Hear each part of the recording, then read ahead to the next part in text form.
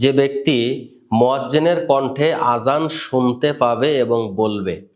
আজান শুনেছে মুয়াজ্জিনের কণ্ঠে, আজান শ্রবণ করার পরে আজানের পরে দুরূদ ইব্রাহিম পাঠ করলো, তারপরে আজানের যে বিশেষ দোয়া রয়েছে এইটা পাঠ করলো, করার পরে যে ব্যক্তিটা এই দোয়াটি পাঠ করবে, কোন দোয়া? আল্লাহ রাসূল সাল্লাল্লাহু আলাইহি ওয়াসাল্লাম বলছেন, আশহাদু আল্লা ইলাহা ইল্লাল্লাহু ওয়াহদাহু লা শারীকা লাহু ওয়া আশহাদু আন্না মুহাম্মাদান আবদুহু ওয়া রাসূলুহু। এই দোয়াটি আমাদের সবারই মুখস্থ আলহামদুলিল্লাহ। এরপরে তিনটা বাক্য আল্লাহ রাসূল সাল্লাল্লাহু আলাইহি ওয়াসাল্লাম বেশি যুক্ত করলেন, সেটা হচ্ছে রাদিতু বিল্লাহি রাব্বান ওয়া বিল ইসলামি দীনান ওয়া বি মুহাম্মাদিন রাসূলান।